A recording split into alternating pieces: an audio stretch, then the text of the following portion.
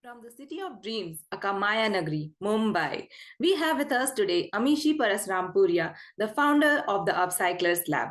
The vision of Upcyclers Lab is to create more and more awareness to create a wiser generation towards greener planet. Before founding Upcyclers Lab, she has been actively engaged in waste recycling and leaded one of the projects known as the Bottle Bricks Project, which we will know more about in conversation with her. Amishi has traveled countries to represent Upcyclers Lab in various prestigious events and got featured by one of the prestigious associations, North American Association for Environmental Education 30 under 30. She has also worked in close association with government of Asia, Europe, and Middle East. From studying finance to getting worried about climate change and then founding Upcyclers Lab to fight for it. To me, Amishi is one of the change makers and now helping Gen Z and Gen Alpha to join the journey. I can't wait to hear from her on how Upcyclers Lab is working towards this. Hey, hi Amishi. Welcome to Vahaneeyata Vlogs. How are you doing? Hi Neha, I'm good. How are you? Good, good. Very excited to have this talk with you. Absolutely excited to be here. So there is one saying, Amishi, that education is the passport to the future, and tomorrow belongs to those who prepare for it today. So Upcyclers Lab is truly validating this quote. It would be great if you can tell us more about how Upcyclers Lab is helping on preparing for the future. Sure. So basically, our vision was to try and change people's perspectives, people's mindsets, people's behavior around sustainability and around the environment. And when we wanted to do that, and when we researched, how we can do that, we realized that most behavior gets developed by the age of 9. So that is like really young, much younger than what you would expect.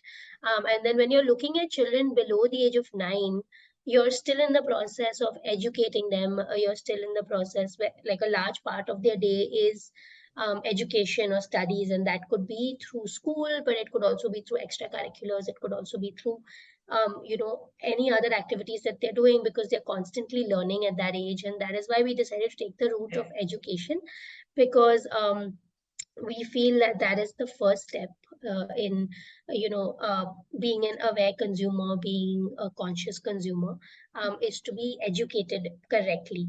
And we wanted that this education is fun. We wanted that the entire family gets involved. We didn't want it to be curriculum based, because we are seeing that education is changing dramatically right now. Right. So the way we were educated, we wanted to do a project, we Mhm. had to go and get a Britannica, or we had to go and get an encyclopedia. And that's how we would get the answers to the questions. But today, children have Google on their fingertips. They have YouTube on their fingertips, right? So they don't need education to get access to knowledge and information, but Mhm. they need to process that information. They need to synthesize. They need to solve for problems. So the way they get educated is very different, and that's why we didn't want to go down just the curriculum route, which is a much longer route as well.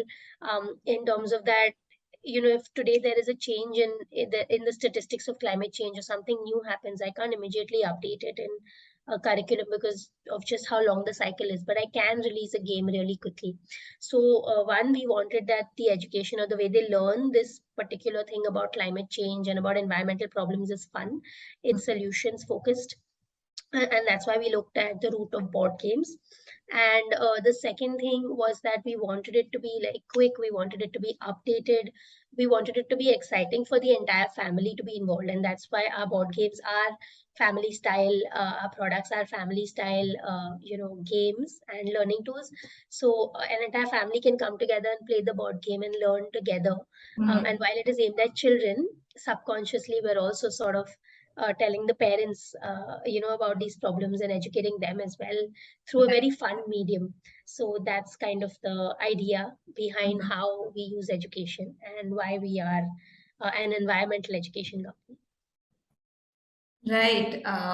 That's a very thoughtful idea, Amishi, because nowadays I think kids are more inclined towards activity-based games. Because I have also seen with my kid, he enjoys more of activity-based and games. And if I give him just a book and read something to him, he'll not listen to me. Yeah. And as I was reading about your story, to teach young generation about sustainable practices and molding their mind consciously from childhood only, so that they don't become wasteful adults. For us, if I say, our generation is becoming aware of sustainable living now, Yeah. or maybe from last 4 5 years we are hearing about it, and still many of us are not aware or conscious. So if the parents are not aware or conscious, then they will not be able to pass on to their children also. So it's a great idea that parents can also play with the kids, and they can also become conscious at the same time. Absolutely. I must say that the name is really cool. How did you think about this name, Upcyclers Lab? So before Upcycler's Lab, I had another venture called Upcycle Project, where we originally started with creating products out of waste for adults. So the idea, even that back then, was to change mindsets and behavior around waste and around the environment. And the idea was that the products would spark conversation, right? So if you have home decor products made out of waste, Mhm. it would spark conversations in your living room at a party or whatever. But we realized that adults just don't care. Uh-huh. Because there's so many other problems to think about, right? So if they're buying a product, they feel okay, that's it. This is we've done our bit. At least this was the situation. Of course, now things are changing. More and more adults are talking about it. They are going down the conscious consumption path, even if they are not fully aware yet, but they're still trying. Mhm. But back, in 10 years ago, 8, 10 years ago, this was not the case. People weren't really talking about it, so much. That's when I went back to the drawing board. People are just buying products that look nice. Then you might as well have a company that makes higher profits, and at least commercially is a success. And so I decided that I needed to take a step back and reassess. And at the time, I was working on a not-for-profit project called Boto. Um, where we used waste plastics to create eco bricks, which we then made into a low income structure in Mumbai out of completely sustainable materials and waste materials. So when I was working on this, we worked with about 1,500 students to make 7,000 eco bricks. And that's when I realized the power of children and how they can be change makers and how they can really rally the adults in their life. And the idea for Upcyclers Lab started brewing, but I wanted to retain the name Upcycle Project because when we started Upcycle Project, no one was talking about upcycling. And so people thought we actually coined the term, and a lot of people at the time associated with us with the word upcycling. And it was always about elevating something that you think doesn't have value and making it higher, making it bigger. So it's the same with environmental education. Even if you see in schools curriculum or school subjects, it's not really the important subject.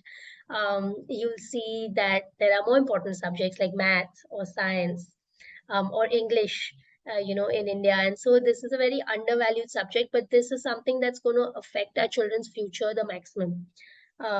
This is what is going to be the biggest problem of our children's generation.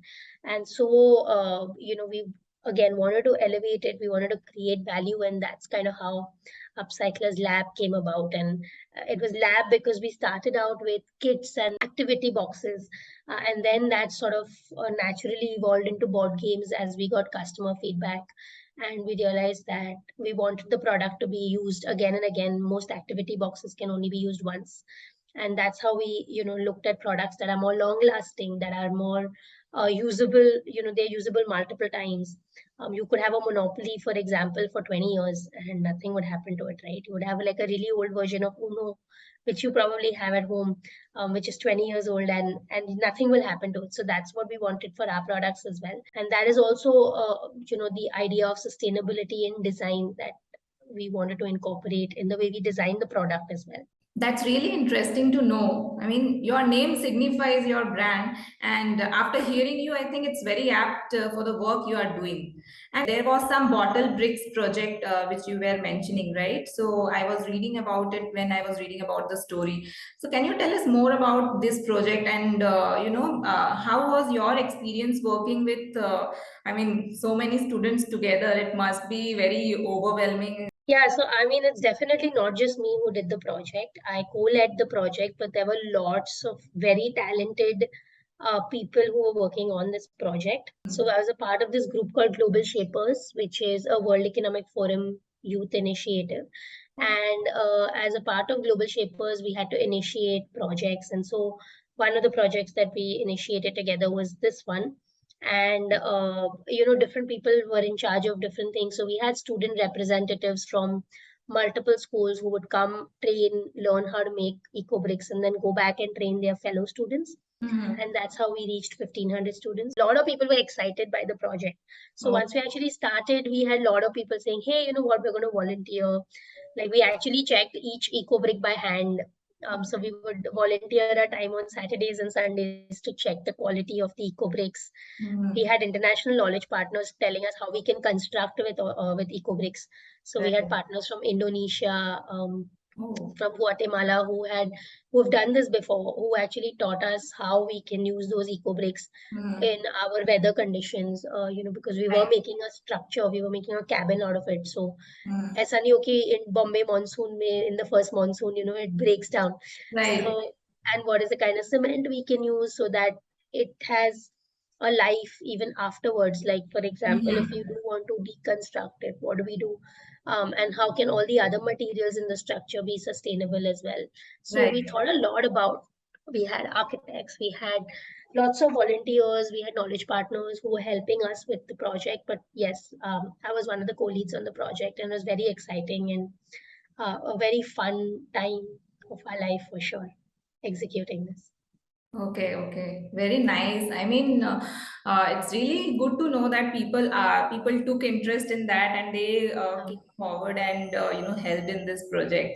So, as you are working in the field of education, what's your view on the new education policy? Which promotes for practical learning and also experimental learning at all stages of the school. So, will experimental learning help students learn about critical topics like environment? Absolutely. I think it's a great transition, and it's a move in the right direction. I think we have to move with the times. I don't think we can continue with the textbook learning anymore. Right. Today you see, at least in cities like Mumbai, in metro cities like Delhi, like Bangalore, even you'll see a transition where people are moving away from boards like ICSE and CBSE, which are more textbook focused, into boards like IB, Waldorf, Montessori, which are more experiential focused. So I see this, even parents wanting this. I think these policies are a natural progression of what parents have wanted.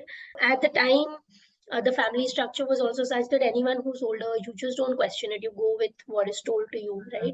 But today's kids, you try that. You try saying, "Hey, I'm saying this, so you got to do it." Like, it doesn't fly anymore. You have Right. to have a dialogue, a conversation. I see a lot of children in the household being very active participants um, in the household as well, right? Even your grocery lists are discussed with Right. the kids. Kids are growing up more and more in nuclear families, at least in Right. metros. So things are different. They are more active participants. So how do you teach them to think? Mm, Because you can't just teach them to rote learn and regurgitate anymore, right. or just not be solution finders, not be like kids who think for themselves.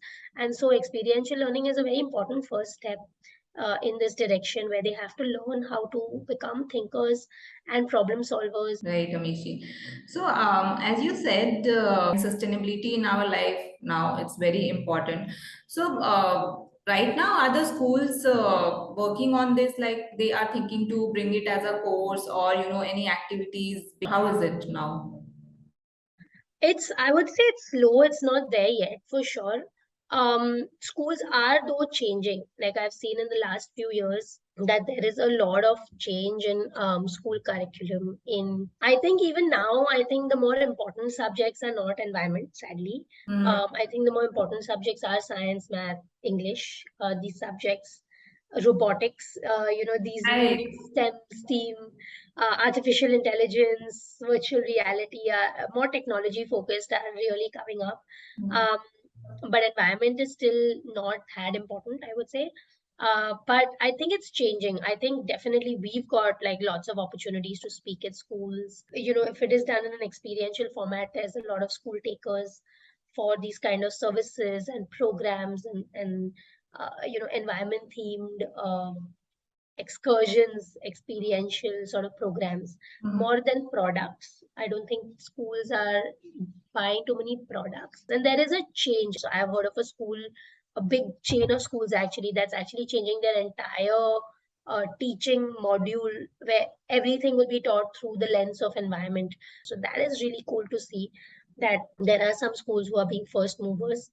And we see like a lot of school boards like Montessori, etc., coming up, which are more focused on natural learning, no using plastic, those kind of mindful, conscious consumption. So there is a shift, but it's it's slow. It's definitely slower in India than it is in other parts of the world. Asia in general is slower because Asia is very focused on competition. How do I prep my kid for success, right? Like that's what parents are thinking now, and that's fine. But I think slowly that will shift. Parents see that climate change is a really important issue, and I can see it shifting. Like in the last 5 years, I think there's been a tremendous shift in conscious parenting, in the kind of products parents are buying for their kids. I think it's definitely going in that direction. I think the wave has started, but still a long way to go. After hearing all these things, Amishi, now I'm really eager to know about how your journey towards sustainability started. Like, were you always kind of wanting to do something in this field, or at some point of time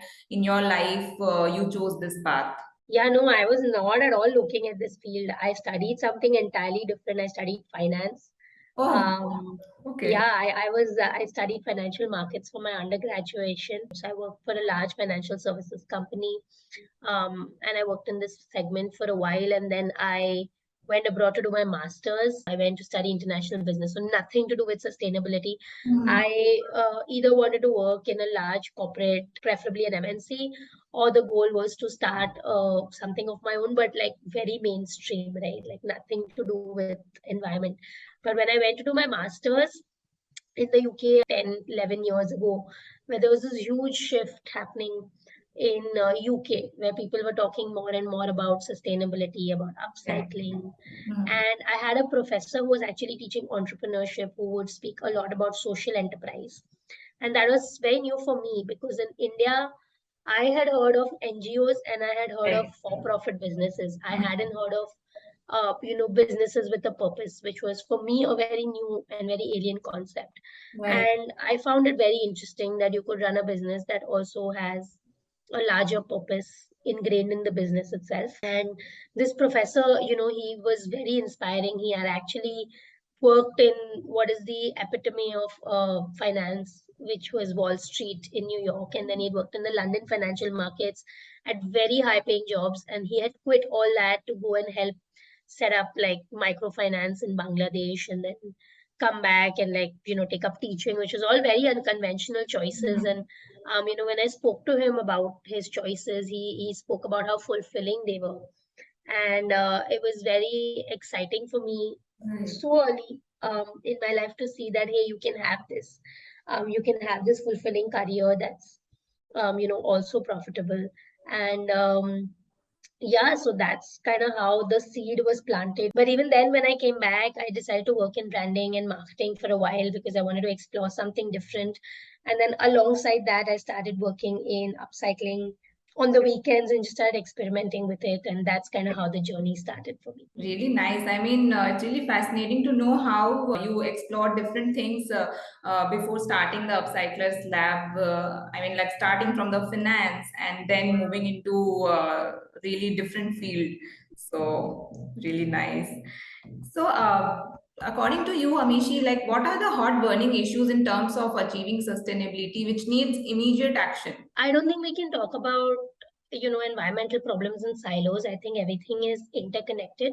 So you can't talk about climate action, but then say, hey, we're not going to work on waste or we're not going to work on biodiversity, right? Because everything is interconnected. Mhm. But definitely, carbon emissions is something that needs our immediate attention and is our top should be our topmost priority right now because we are on a time crunch. So all of the other things, so whether it's if you're looking at carbon emissions from a waste perspective or a biodiversity perspective. I think the focus collectively should be how do we get this issue to resolve before it is too late. If you really need to pinpoint, that is the one issue that we should be looking at to solve. Mm-hmm. Very, very true, Amishi. I mean, if we see last 3, 4 years also, we have seen extremes of climatic conditions, and it's getting worse day by day. So, as you said, that all things are interconnected, and whatever is happening, it is ultimately hampering the climate, and it's a cycle. So, it is coming back to us as well.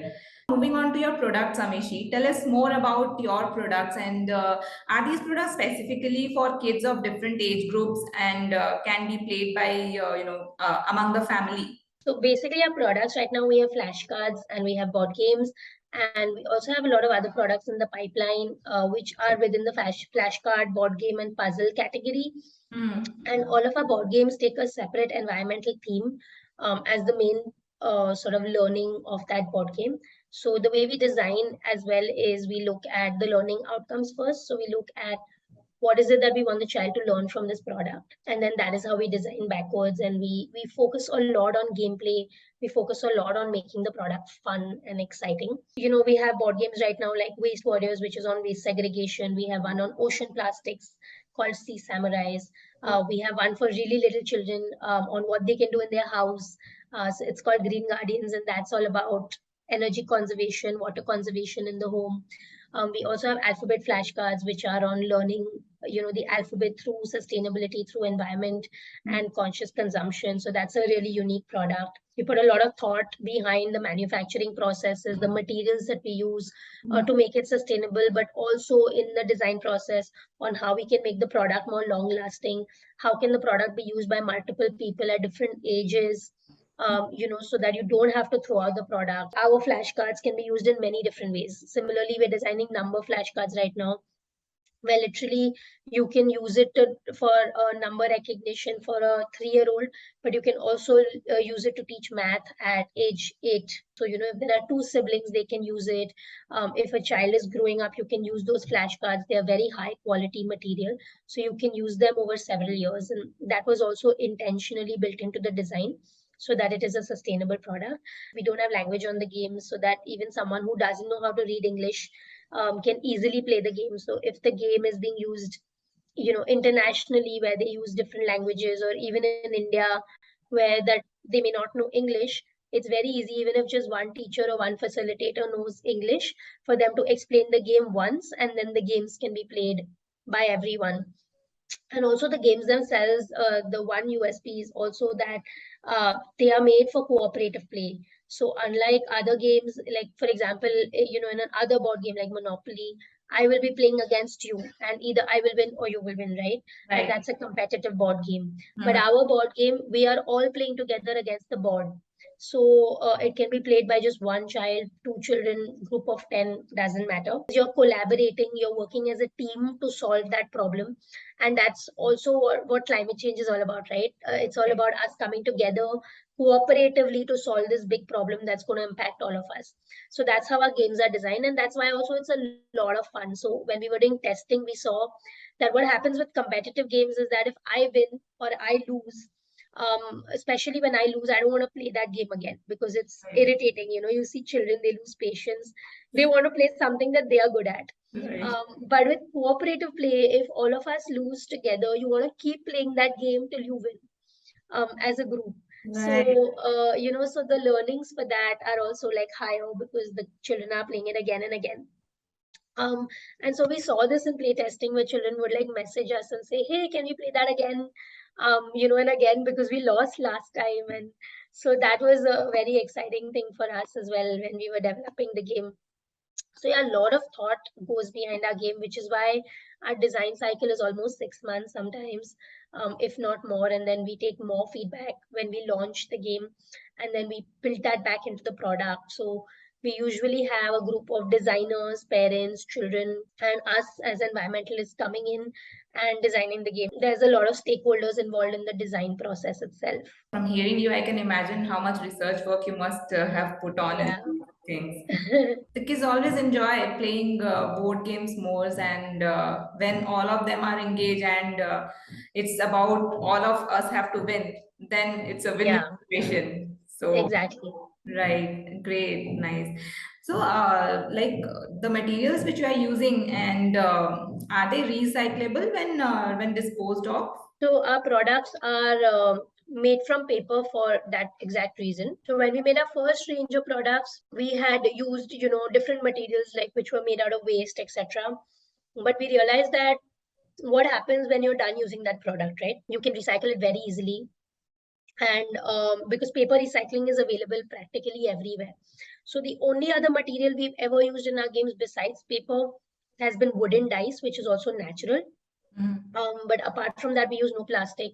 We use all of these sustainable processes wherever possible, and we use recycled paper or ethically sourced paper, Mhm. so that we know where it's come from, but also like we know that it's going to be very easy to recycle at the end, so that you can donate it or send it for recycling really easily once you're done with it. Great to know about these things about your products, and I think it is going to help our viewers as well to become more conscious about all these things. Amishi, as we are talking about kids here, let's recall some childhood memories. Like, what has been your toy friend which you remember? I mean, did you get bored quickly with your toys and demanded a new one from your parents? And or any childhood story which you would like to recall again and again? I don't remember being very attached to toys actually.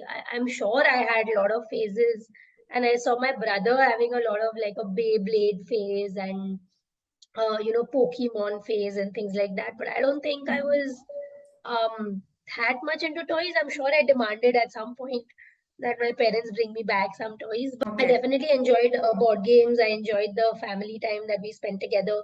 I enjoyed family style games in general. So like things like Antakshari or Damsharas or things like that that we all played across generation as 90s Right. kids. Without the use of technology, we all came together, and whether it's your nanny's generation or the youngest child, we all got together and we played these games.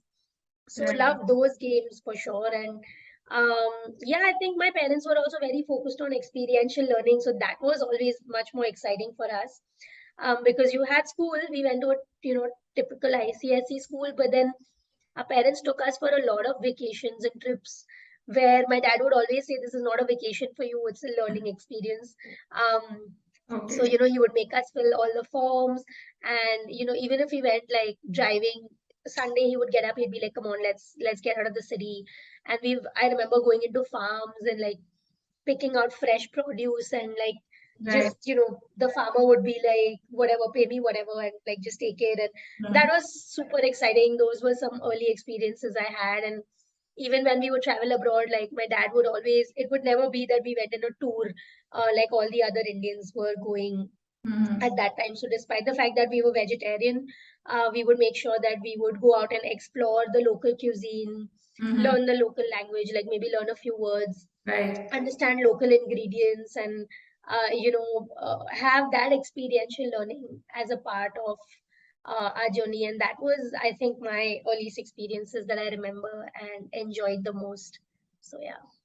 Right, right. I think that Damshraz and Antakshari, that was the most, I mean, entertaining game, I think. Right now, also, Exactly. if we are asked to play that, we are more than happy to play it again and again. Absolutely, it's so much fun. And the beauty of those games were like you didn't have to be a certain age, and Right. so much fun for everybody. So yeah, Right. for sure. Great. And always, I think you have a great learning experience when you travel to different places, and Yeah, yeah, so that's a very nice thing which your parents also focused onto. yeah, Yeah. absolutely. Great. So, Amishi, we have heard our Prime Minister speaking a lot of times about opportunity of making toys and games in India. This sector can also greatly contribute to the economy of our country. Since few years, we have been using products, made outside India. Maybe because of cheap manufacturing options available outside India.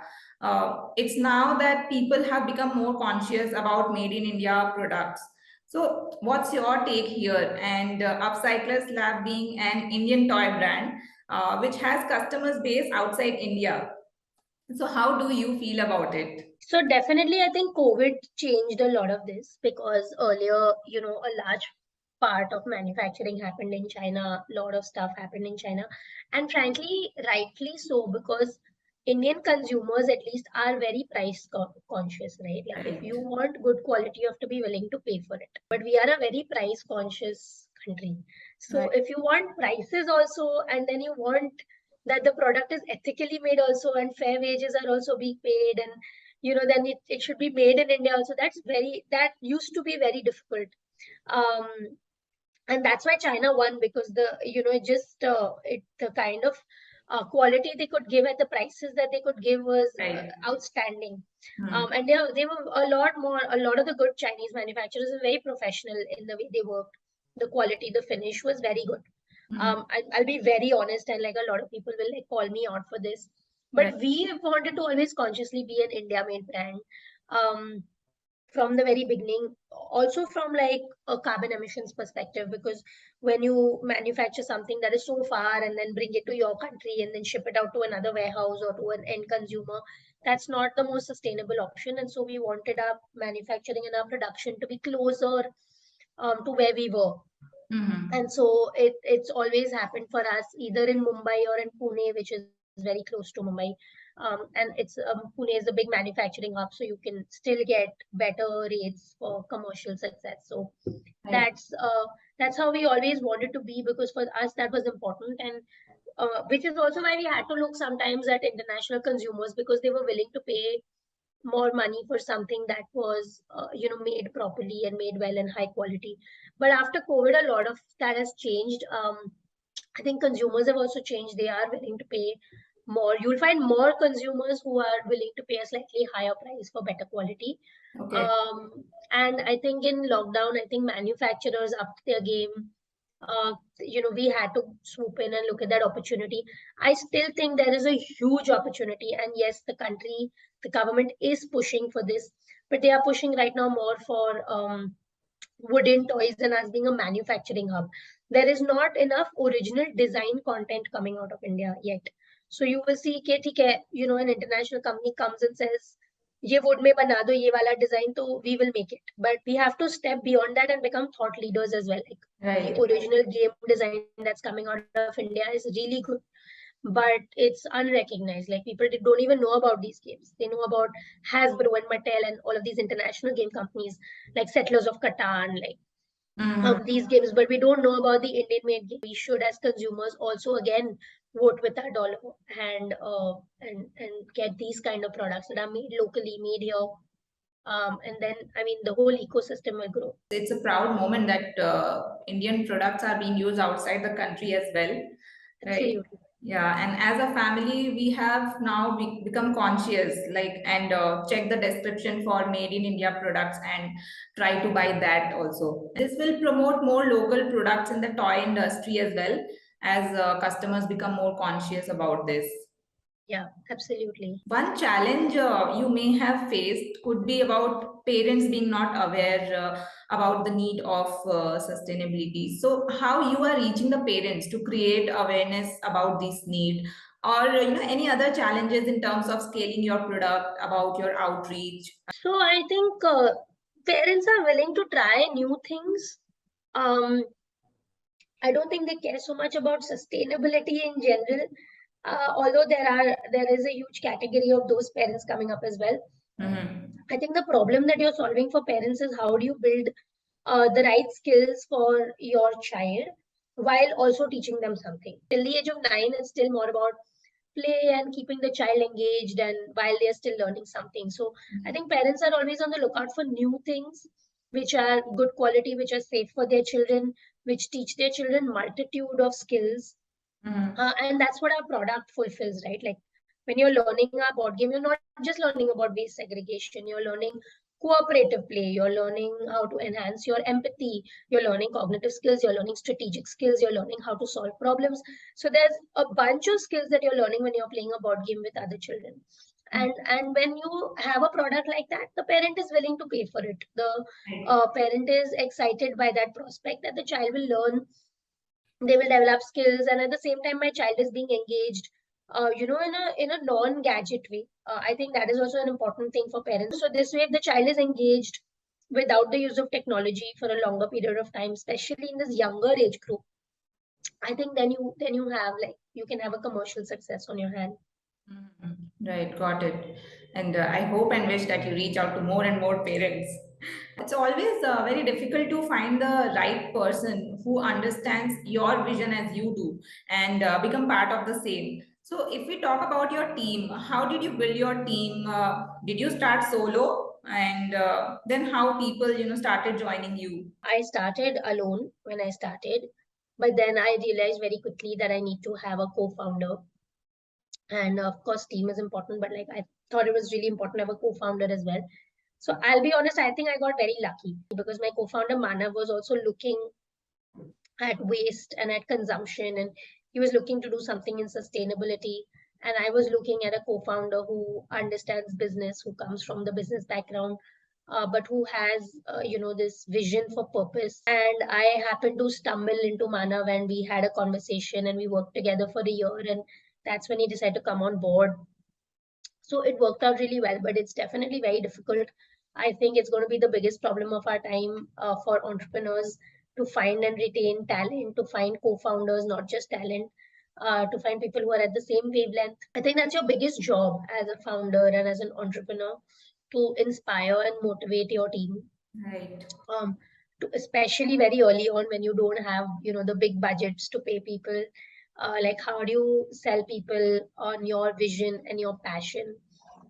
And I think that comes very organically. Like, if you are a passionate founder, and most entrepreneurs are born out of passion. Like, if you are passionate, then you will find people who see that and who will come and join your cause. A lot of people out there are not looking just for money, they Right. are looking for purpose. And if you give them a cause, you give them that purpose, you show them that vision, then they will join your organization. So I think it's important to communicate that, and then put that out there so that you attract the right people. Right. Nice. So I can say maybe you got connected with the right person at the right time. Yeah, absolutely. Great.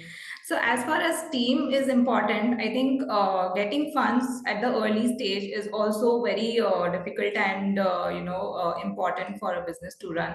How it is for you? Like, did you bootstrap? Yeah, so we're still bootstrapped. We're now looking at our first round of Okay. fundraising at this stage, because we feel like we've, proved product market fit. We've proved some initial concepts. We have like good products in our hand. We've understood the ecosystem really well. So Mm, now we are looking aggressively to fundraise and raise our first round. mm. Although we did have support in the form of grants, which we were able to secure, which was in the climate space. So we managed to get two grants from the UK government and Shell Foundation and these other foundations. So we did have that support in the form of accelerators and incubators. But by and large, we did generate revenue. So we never said that, hey, you know what, we're going to prove the concept by giving things for free. Mm. So we had paid pilot projects. We didn't have pilot projects that were unpaid, and that is how then we would fund the next idea, and then fund the next range of products. And so that's how we did it. So while they were smaller ticket sizes, they were lesser revenue, I think it helped us prove the market, it helped us prove product market fit, and today we are like ready to sort of scale and raise funds. Great. So right now, I mean, impact investors are also there who are investing in the business which have a really good purpose. So how is their response towards this field? So honestly, I think impact investing, I don't think we are a very good fit for impact investing in India, because in India, I think there's a large focus on job creation, on poverty, solving for these things first. And the problem we are working on is consumption, right? We are talking about how to be better consumers. When you look at how to be a better consumer, Like we've had this in the past, we've had this dialogue and almost a fight where investors have told us, hey, why aren't you looking at bottom of the pyramid? And we are like, because most consumption happens at the top of the pyramid. The bottom of the pyramid doesn't have money Mm-hmm. to over consume. They are not the problem. They are Right. not the biggest emitters of carbon. They are not the consumers. They are the ones who are walking to work. They are Mm-hmm. not driving in their luxury sedans, right? So for us, it was important to work with top of the pyramid, and that was something that a lot of investors don't see eye to eye. So I think we are a better fit for commercial investors as opposed to impact investors. Mm-hmm. But I'm hoping that this changes, because the problem and the way we are approaching it is very different. There are a lot of other organizations that are solving for income generating opportunities for low income communities, and for those impact investment is a better fit, and rightly so. So those are the bigger problems that we have as a country. So that is kind of the ecosystem right now, and so we feel that we would be a better fit for commercial investment right now at the moment. Mm-hmm. Okay, okay. Cool. So, moving ahead, Amishi, could you share some stories within your journey about customer experiences when you felt more content or more delighted and more gratified about the work you are doing? Yeah, I mean, that's what entrepreneurs live for, honestly. I think most entrepreneurs will agree. Like when they're standing at an exhibition, for example, even if it's lesser money, but if they're standing at an exhibition talking to their customer, that's way more exciting, and that's what gets you going compared to getting an order. Having a face-to-face interaction is what gets you, and that's what you started off, to solve a problem. Like as an entrepreneur, you started off because you wanted to solve a problem. So Mhm. there's many such stories. Most recently, we had parents come and tell us, kids actually come and tell us that we played the board game Sea Samurais, and then the next day they went into the swimming pool and there was like litter in the pool, and so they started cleaning the swimming pool and they were like, "Hey, we are Sea Samurais now." So there are lots of stories like this where parents will come and say, "We wanted to teach our kids about waste, but this was such an exciting way to do it." Through this board game, rather than just showing them a chart or showing them the local government like waste segregation Mhm. documents. So Right. yeah, stories like this, it's really cool to see them transpire, and we keep hearing these stories on a day-to-day basis that we post as well online. So yeah, it's fun, definitely. Right. I mean, lovely to hear such stories, Amishi, and it must be very motivating also to recall such stories and remember once in a while about what you have achieved so far, right? Yeah, absolutely. I think this is what you kind of work towards. For us, I think the biggest and most exciting moment was that the people are finding the games fun. And that was an important bit, because, yes, the learning is important, and the learning was definitely coming through. Mm. You can see it in the name, you can see it in the product, the way it's designed. But if the game is not fun, then people are not going to play it again, right? That is the fundamental thing, that if you want them to learn something, it has to be exciting. Mhm. And so when people came back and said, "Hey, our kids learned, but they also had a lot of fun," that for us is like, as game designers, we're like, "Hey, this is a victory for us." So yeah. Right, right. As we are talking about customer experiences, and you said that it's like a motivation in a way for you also. So, very eager to know any particular thing or any habit which you follow in your personal and professional life, which helps you to move ahead and keeps you motivated. It's very difficult. I think a lot of people see entrepreneurs as very glamorous. Like everyone wants to be an entrepreneur. Right. Everyone wants to start a business, but it's not glamorous. Anyone who's an entrepreneur will tell you like you're the peon also. You're the person who's taking care of like light kharab ho gaya, carpenter ko bulao. Matlab you're handling these issues also. You're going to be operating calls also, at least in the initial days.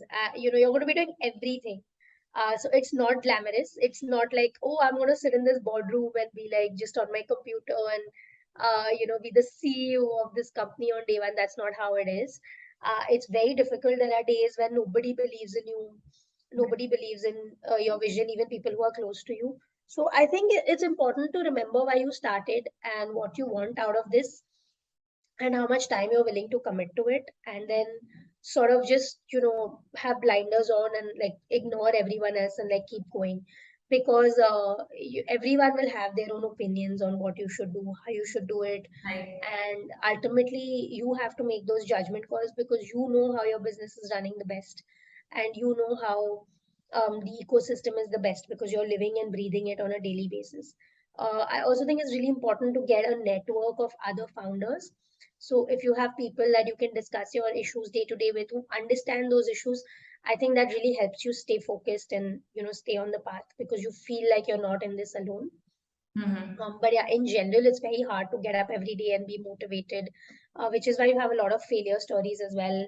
I mean, failures happen for many reasons, and failures are not, of course, a reflection on you or your shortcomings. But there are a lot of failures because people give up, and because it's too much and it's a difficult journey. So yeah, I think it's important to surround yourself with the right positive people who are going to inspire you, who are going to help you, and who are going to mentor you. And that's how you can sort of keep motivated, I would say. Right, right. Great. So I can say like now I am highly motivated by having this with you to, move ahead in this path. That's great. I'm so glad to hear I was able to motivate you. Yeah. So Amishi, what's your future vision to take this forward? Are you looking to launch more themes in the board game categories? Yeah, so we have big plans. Like I said, right now our focus is on raising funds, because we definitely want this to be a commercial success. Our vision was always to have this game reach a lot of people, which is why in the initial days, the way we, just before the lockdown, in fact, the way we were selling these games is we were partnering with governments abroad. So we worked on pilot projects with the Kuwaiti government and the Singaporean government, and where they've implemented this for community awareness initiatives and for green schools programs. Mhm. So the vision was always that like we want a lot of people to use it because we need a lot of millions of people to be impacted very quickly, Right. so that change happens quickly. We can't just have 100 people doing zero waste perfectly. We need like a billion doing it imperfectly, right? Mhm. So that was sort of the vision always. And now we realize that, especially after the lockdown, a lockdown for us was, had its challenges. So now for us, we definitely realize that we need to raise funds in order to make this a commercial success. And another thing for us, we wanted to do in the lockdown was that we wanted this to be available to Indian parents, who would buy this for their own child. And for that, again, it's for us to be able to do that efficiently and at scale, we will need to raise funds. So right now, the focus is on that. And then once we do that, over the next 5 years, we expect to grow tremendously, both in India as well as abroad, and take the games, through government, through distributors, to individual parents, to schools, Right. in a large way. In terms of design, we have a lot of products in the pipeline in the flashcards in the games categories. Our flashcards are not just like plain flashcards, which is what you see, but they are gamified flashcards. Okay. Um, so you can use them for games, like a card game almost, but they can also be used as flashcards. And we've tried to incorporate regular learning, which is in your curriculum, like maths and English, into environment with these flashcards so that they can be used in multiple ways. We also participated in 2020 in the world's largest toy fair called Spielwarenmesse, which happens in Germany. Mm-hmm. And that really opened our eyes, in terms of what the ecosystem was like, what the potential was like, what is the quality of games getting made, what are the themes that are being followed, what kind of design practices people follow.